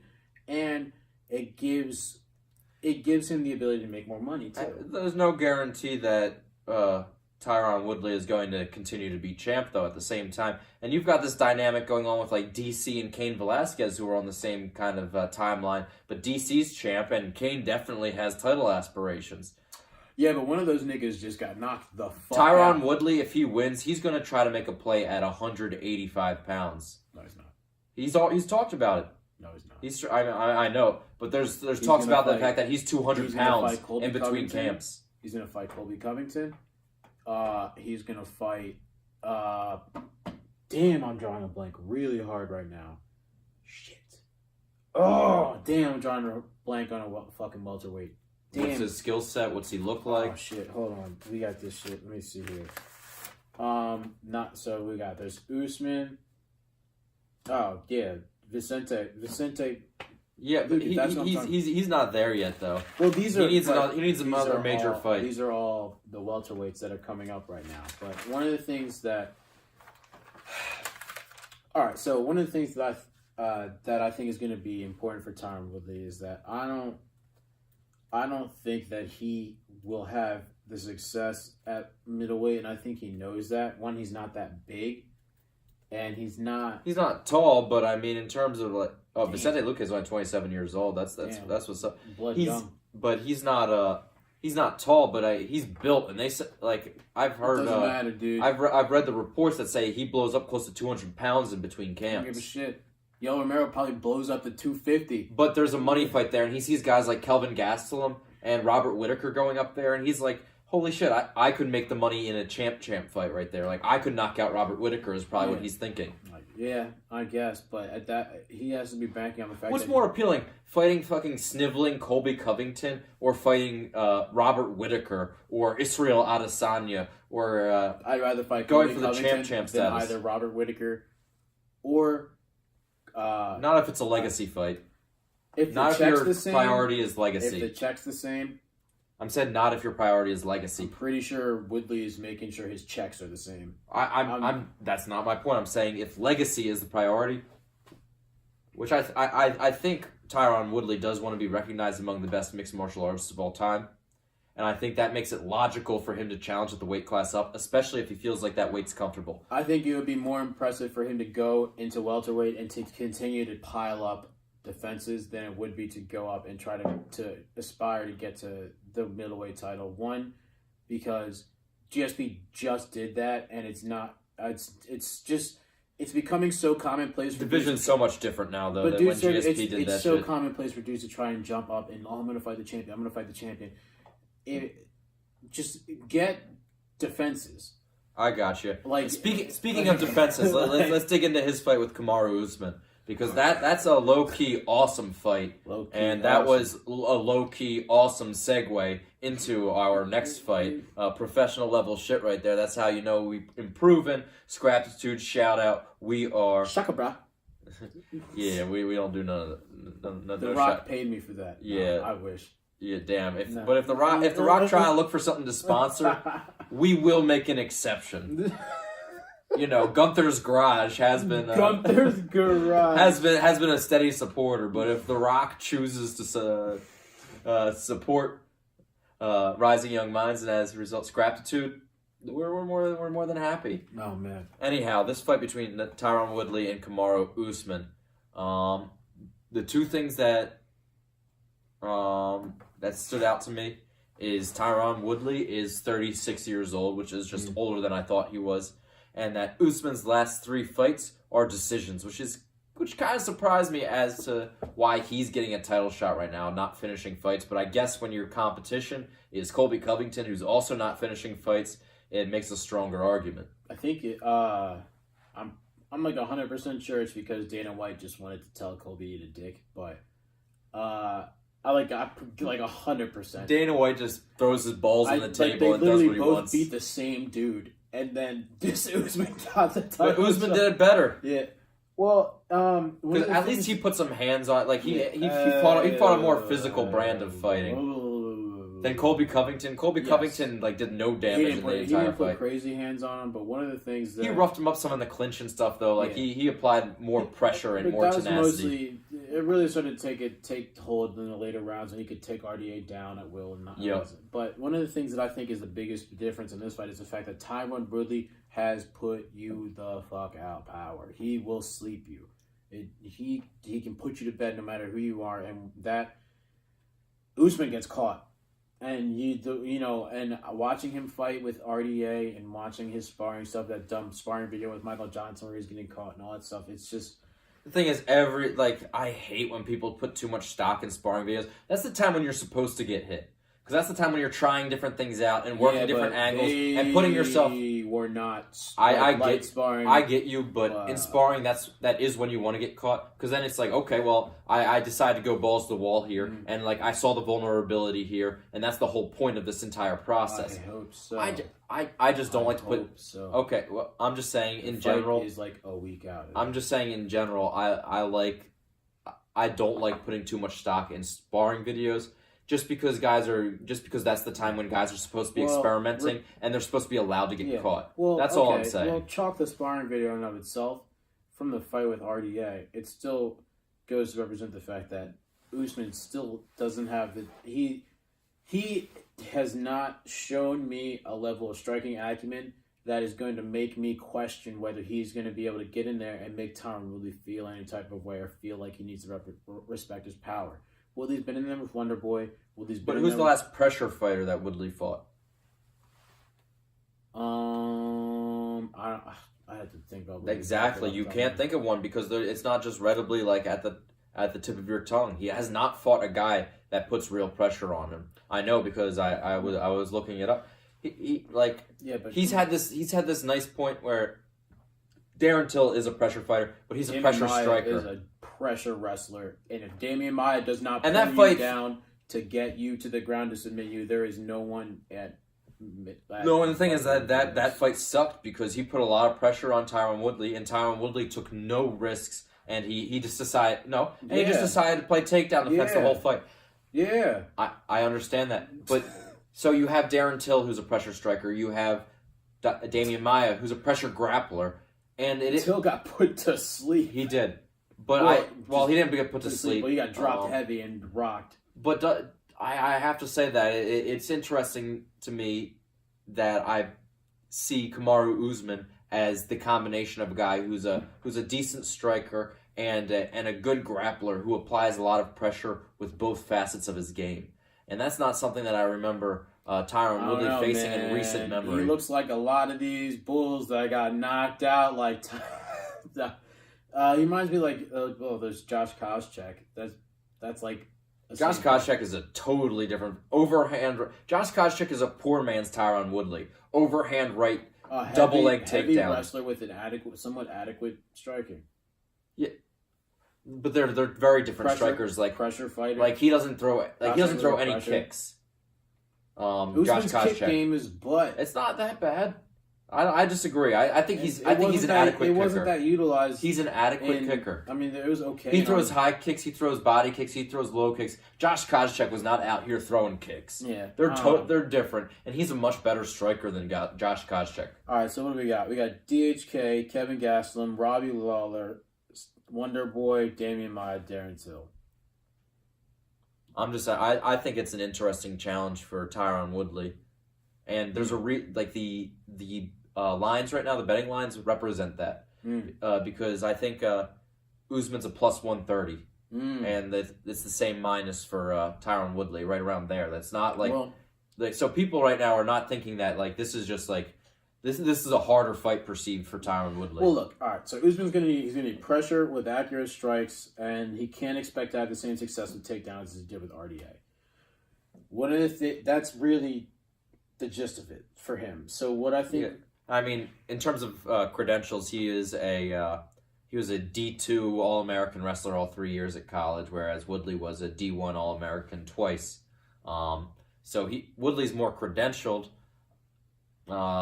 But they're both sufficient wrestlers, and for MMA purposes, I mean, I don't think there's a huge chasm between them. No. I think the stand-up is definitely going to be the equalizer in this fight, and I think that Woodley is going to show that power is the biggest determining factor between two wrestlers that want to stand and trade with each other, and I think that's what's going to happen. Do you think Woodley knocks him out? I think Woodley knocks him out in the third round. I don't really see Usman. I think Woodley has to knock him out to win the fight because Woodley does not throw volume. That's the thing. And that's okay when you're fighting a guy like Stephen Wonderboy Thompson, who also doesn't throw heavy volume. Top team. Yeah. Okay. But if you're not throwing a lot of volume, it's hard to win a decision against a guy like Kamaru Usman, who's all pressure and all volume. He throws a lot of strikes. He's always working and always busy. He throws strikes, but he wasn't. He's not he's a pressure fighter, but he's not the busiest fighter. He's on you. I watched the RDA fight, and that's important. But that's just he's on you for takedowns, and that's the thing where he wants to utilize his wrestling a lot. I don't think he'll have the success that he did. But I think he moves. Tyron. I don't think he's going to have much success taking him down.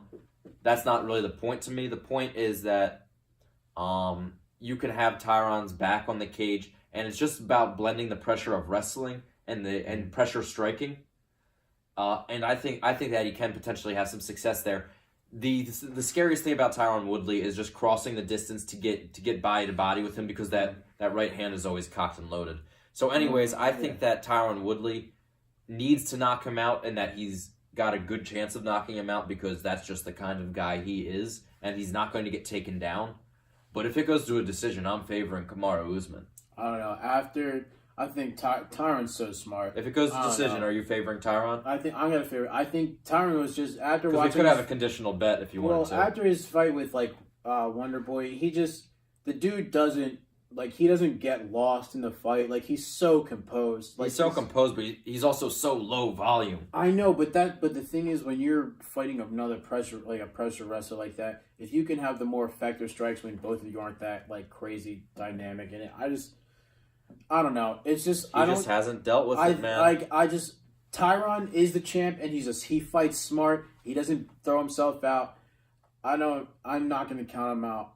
If anything, I think Tyron's going to knock him out. But if it goes to a decision, I still favor Woodley. Okay.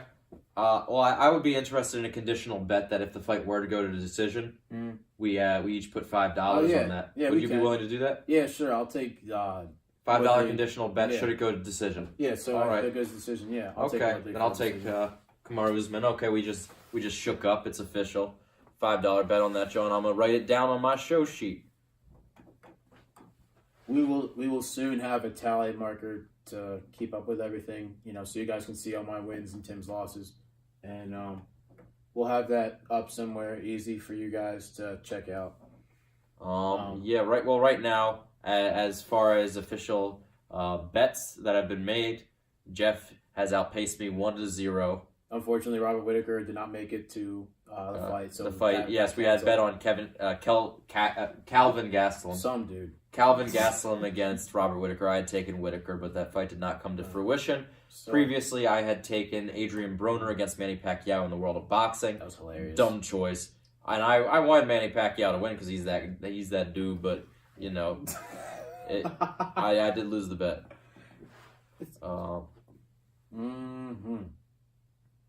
Okay, now the next fight is the main event of the evening. John Bones Jones versus Anthony Smith. Anthony Lionheart Smith. That's not a bad nickname. Not bad. It sounds like some English type dude, something like that. Yeah, that's definitely some old school English shit. I don't know. This fight, okay, not that interesting. Anthony Smith is a weird, short-armed light heavyweight. Dude's got a 76-inch reach. He's 6'4". His arms are 76. He's not 6'4" though, because John Jones is 6'4", and he looked like 2 inches shorter. I'm just saying. 76-inch reach is abhorrently short. I just don't. It is small for the weight class, but I mean it's longer than Daniel Cormier's reach. Okay. I know, but for his it is short for his height, and this is like it's just I don't. Oh my god, dude! I can't. This is kind of like if you pay attention to heavyweight boxing. If you pay attention to heavyweight boxing, this is kind of like Anthony Joshua taking Jarrell Miller. Yeah, instead it's like an in between guy kind of, and it's like a veteran and kind of. Smith has the power and the size to get along on these smaller dudes that are older, but John's gonna sit on the outside, pick him apart with teep kicks, and just light him up. Yeah. He's going to have almost 10 inches of fucking straight-up arm reach, and then he's going to be 2 or so inches taller. That is just all... John's literally going to be in there with his elbows the whole night. That's all John Jones' bread and butter, is being in there with someone he can just... Any area where... I'll tell you what about Anthony Smith. I do respect Anthony Smith. I think he's got game. He definitely has fight IQ, and his veteran savvy shows through in his fights. He's not weak in any area, and he will press you in your weakest area. Problem is, John Jones doesn't really have a weakest area, or if you're gonna try to press him with his boxing, Anthony Smith is not a great boxer, but he does have fight IQ, and that showed in the tools. But his fight IQ did show in the Volkan fight. He let Volkan get his shots off punch. He operated at range. He mixed in some grappling to tire him out, and he played the fight extremely well in terms of the fight went sequentially and he took Volkan out of his most dangerous state and won the fight in a strategic manner. Was that his last fight? I thought Shogun was. That was his last fight. Because I watched his show. No, he fought Volkan to earn this title shot. Yeah, because I don't know. And he beat him by 3rd round submission in a 5-round fight. It's just that when I'm looking at Anthony Smith and you see it, it's just that he he doesn't present the issues that I think are necessary in order for someone to beat Jon Jones. That's like kind of it. Like he doesn't have the athleticism. Like he's a great fighter and he can definitely do well at light heavyweight, but he's not the dude to be beating Jon Jones. You know, if Daniel Cormier was champion, it would be a little more interesting because of the size. It just went though. He's not on that level. Those guys are next level up, and he's a good fighter, and he deserves to get his crack. He's put his hours in. He's punched his card. He's won some fights in a row. He's a worthy competitor. They're different levels of fighters. One thing that I noticed from the Ozdemir fight with Anthony Smith is that Ozdemir had a lot of success with leg kicks. And if Ozdemir is going to be chopping up your leg, and you could see like they were definitely like Anthony Smith is tough as they come. Those kicks were bothering him, and Jon Jones' ability to pick people apart at range is second to none. So I'm just thinking the oblique kicks, the leg kicks. I would like to see Jon Jones even use some like roundhouse Muay Thai style leg kicks. But Anthony Smith has a strict vulnerability there, and I can't help but feel like that's just going to be the thing that opens up everything else. All night, dude. Honestly, I mean, all right. If I were going to tell you what's going to happen, I'd expect the first 2 rounds, John's going to be attacking the legs, some nice oblique kicks. He's going to be throwing in the jabs, just working in it so he can, just mixing it up. The real thing is, I don't really see this fight getting into the championship rounds. I expect Jon to have done all the work he needs to do by round 2, and by round 3, Anthony will be softened up. Jon should take him down. I expect a round 3 submission. Yeah, if it lasts that long. One of the things I also noticed is this is the other differentiation in the levels of fighters, and that's pay scale. Jon Jones has different types of fight camps. His cardio preparation, his nutrition, the way he takes care of his body, and his management of every picograms. But the micromanagement of every detail of things is at another level of sophistication. It's another dimension of preparation that Anthony Smith doesn't have. And Anthony Smith was gassed after he finished Ozdemir, and you can't be like that against Jon Jones because he will exploit you. He's not going to get tired. He took the king of the grind and had his palm on the top of his head at the end of the 5th round. You're not void him. Jon Jones has big leagues level preparation. And I don't think that Anthony Smith reciprocates that. And therefore, I think the cardio differential, Jon Jones is going to be able to pick apart the leg, or he's going to be able to impose the clinch. And honestly, I don't think that there's any answer for Jon Jones wrestling if he decides to take it there. He wins this fight any method of his choosing. If he decides to strike, he wins a comfortable decision. If he decides to take him down, he finishes it early. Probably, I think, even before the 3rd round. I think Jon isn't dumb. I think Winkle John and Greg Jackson are going to have him, just take him down, submit him. Jon's path of least resistance. Yeah, Jon is that dude. If there's one place you don't want to be, it's in the 3rd round after Jon Jones has been punching, elbowing you, and kicking you in the legs, and now Greg Jackson's like, all right, take him down. I see that front leg getting chopped down, and Jon Jones just having the explosiveness necessary to shoot in for a takedown and determine what happens there. And Anthony Smith, he's a savvy guy on the ground, but you're just going to get beat up, bro. Jon Jones is just that good. Jon's top game is just out of this world. There's no one. The dude's elbows are where most. We haven't seen that in a long time, but that's still in his repertoire. Right. You better believe that. So we both have Jon Jones via finish, 3rd rounder earlier. Yeah. And no disrespect to Anthony Smith. It's just it's an ATG versus a tough guy. Yeah. Versus a tough seasoned competitor. Yeah.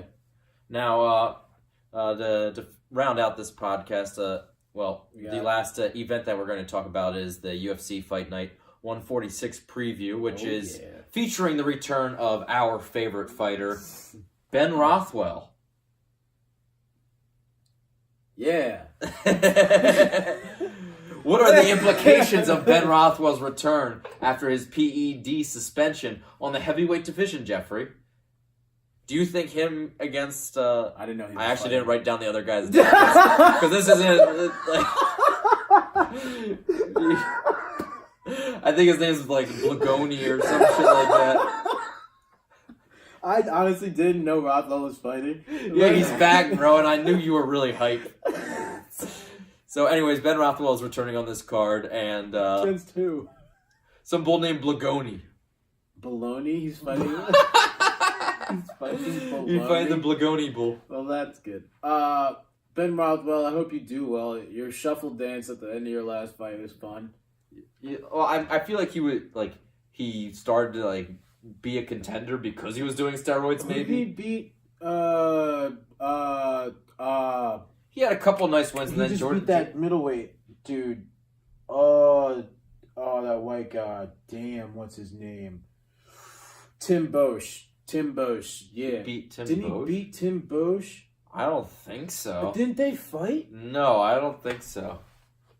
Hold up. Throw that shit up, dog. I'm like, You're saying Rothwell. They did not fight. Who did he? Damn, there is no chance. Dude, I'm trying to...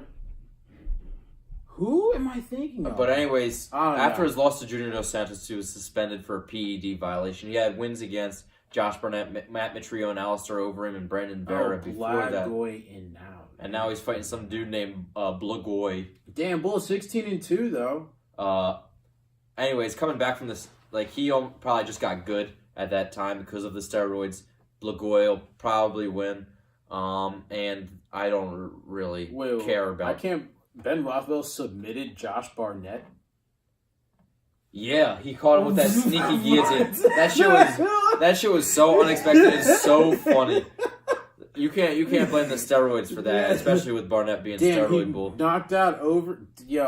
Rothwell was ready for that title shot. Yeah, bro. no, and then the Junior Dos Santos was the only hurdle, and Dos Santos just was another level of striking acumen. Just that decision. Damn, Rothwell. That's crazy. I forgot about that. The heavyweight decision. Speaking of... is Overeem... Can someone get him out of fighting, please? How many times has this dude been knocked out? Dude's brains are mashed potatoes. He's like... everybody who's anybody is knocked out Overeem at some point. Dude might as well be playing running back or something like that. It might be worse, honestly. But anyways, speaking of Junior Dos Santos, he has a fight on this card, UFC Fight Night 146, with Derek Lewis. Black Beast. Yes. My balls is hot. We going in deep. Where Ronda Rousey fine ass at? Okay, Jeff, so this is... the heavyweight division, a lot of it is kind of a sad place, but this fight is... fun. There is relevancy attached to this fight, and I think the winner of this fight, please be Junior Dos Santos, should fight Francis Ngannou. I think they should fight... Alright, so... That's actually not bad. I like this fight. I think, the winner should fight Francis. The loser should probably fight Cain. I think that I'm expecting Junior to pick Black Beast apart for most of the fight, lean on his jab with some good crosses, and Junior has a nice body hook. Yeah, and that overhand right that he sets up. So I expect it to do well. One of the things that'll be interesting is that I hope Black Beast has a good enough idea to lean on Junior early in the round so he can tire him out. Because I think Black Beast, he just catches dudes, and I think he could catch Junior. He does, but he's the bull that gets tired. Yeah. I don't think playing the cardio game with Junior is going to work for him. That's what I'm saying. Just lay on him, try to force him against the cage and shit like that. Because just try and use your size. Never seen him do that before in his career. I know.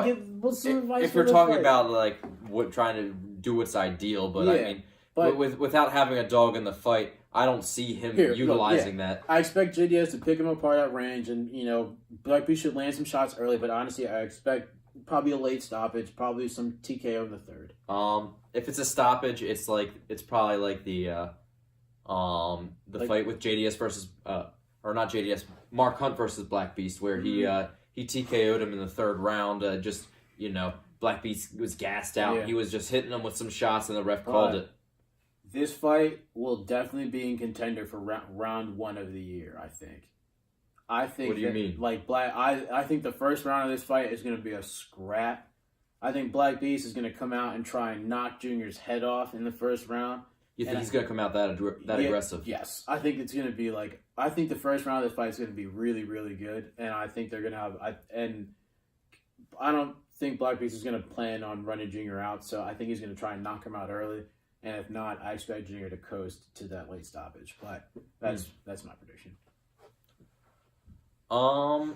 Yeah, I mean, the thing about the heavyweight division and Black Beast is he's kind of just like the new Roy Nelson type guy without the takedown. But I mean, just like he can take a heavy shot and he can knock you the fuck out. Yeah, and that's really it. And Roy had submission games. At least Roy had the jiu-jitsu. But I'm just talking about Roy also had better hands, I think. But that's like the token tough guy that can take the shot and put you out with the big shot who's not in shape. Yes, but in Roy's defense, he does have a little bit of technical striking.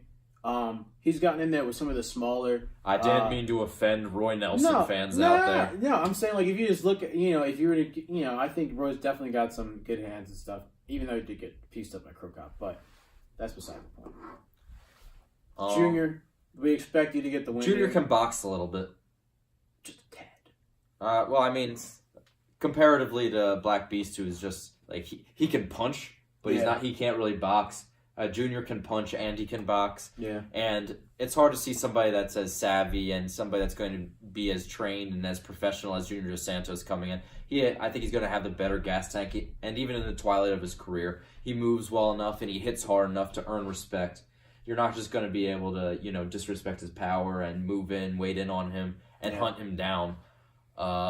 So the fading phenomenon that is Derek Lewis is probably off to other things. I think he has some acting opportunities stirring up. He'll probably have a couple fights left in the UFC, but he's just kind of a guy circulating the heavyweight division at this point. Yeah. And I think that Junior Dos Santos, while he's not some rocket shooting to the top or something like that, he's got enough at this stage of his career to have a workmanlike performance. Yeah, I mean, pretty much. I agree with that. Hopefully Junior can put on a good show. I hope Black Beast really hopefully has something else going on outside of it, but hopefully Junior can get a W. So, all right. So that is the last of the events. Looking ahead, we've got the Darren Till versus Masvidal fight, which it's a fan-friendly fight between two guys that like to strike, specifically box. I mean, they're on opposite ends of the spectrum in terms of weight, whereas Masvidal is more like the 155-pound to 170-pound size, and Darren Till is more of the kind of guy that's going to go up to 185 pounds. Till is big. But it's a nice little scrap that I think it's on one of those low-key cards. What is that? It's UFC Fight Night 147. So the 9th or 10th? Something like that. Yeah. I don't know. It's mid-March, I believe. We'll have something more in depth. And then, we'll look into that later. And then, of course, there was the announcement of Max Holloway versus Dustin Poirier. Tony Ferguson turned down that interim title fight. Which, his management probably was not...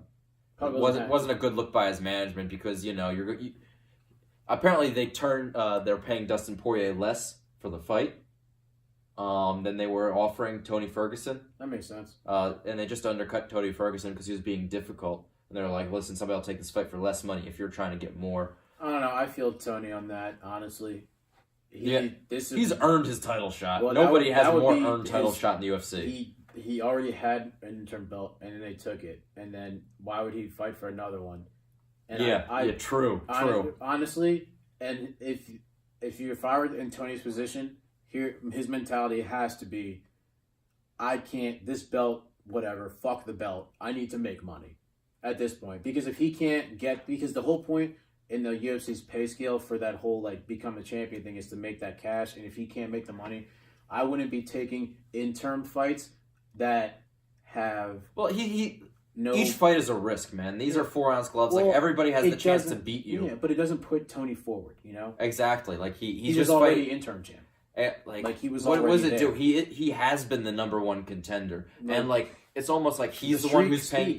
The streak speaks. He's paying the price for Khabib's suspension, and that's not really fair. And I think really the only redemption is to throw him and Conor McGregor, for those of you who aren't in the know, a boatload of money. Because that's a fun fight. I really, for the life of me, don't understand why the UFC didn't just strip Khabib and just ride Conor's nuts and let Tony fight him for a title. Like, that sounds exactly like up the UFC's alley. Because it would have been a bad look for the sport, though, because Conor just got beat up pretty badly by Khabib, and then you're going to give him a shot for the title because, I understand. Is it worse than John Jones popping for 2 steroid tests? No, but Khabib is one of the most... Khabib's one of the most dominant guys in UFC history. He's been unbelievable, and it would be a travesty to strip him like that. But this Holloway-Dustin Poirier fight is a good one, and either of these guys fighting Tony Ferguson would have been awesome.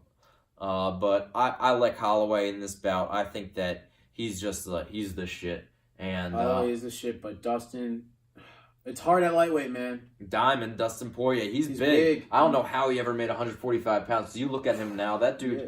That dude's filled out, but I think that everything Dustin Poirier does is just done better by Max Holloway. Yeah. I think, especially blessed. After his fights with Jose Aldo, I think that Holloway has definitely gained his man strength, his man body is filling out, and he's not another level of confidence too. You can see it. It's fucking weird. You look at his old pictures, from the Conor McGregor fights and all that shit. He looks like a fucking teenager. Oh, well, yeah, he was tiny. Yeah, he looks like a fucking teenager. He's 27 years old now. Yeah, and he's got his man body. Yeah, he's transformed. Yeah, so it'll definitely be interesting to see him get in there and watch Max having come into himself. It's cool because he's got his championship. He's going for the next championship, and this is the first fight he had. Yeah. Anyways, so that's a look ahead. As to what's to come in the UFC. To the future. There is some serious boxing stuff coming up, and we will be recording soon regarding that content. So if you are a fan of boxing and you are listening to this Mixed Martial Arts podcast, I fully recommend you tuning into that. There is the Tevin Farmer fight. Farmer Carroll. We got Spence Garcia coming up. Coming in later, we have...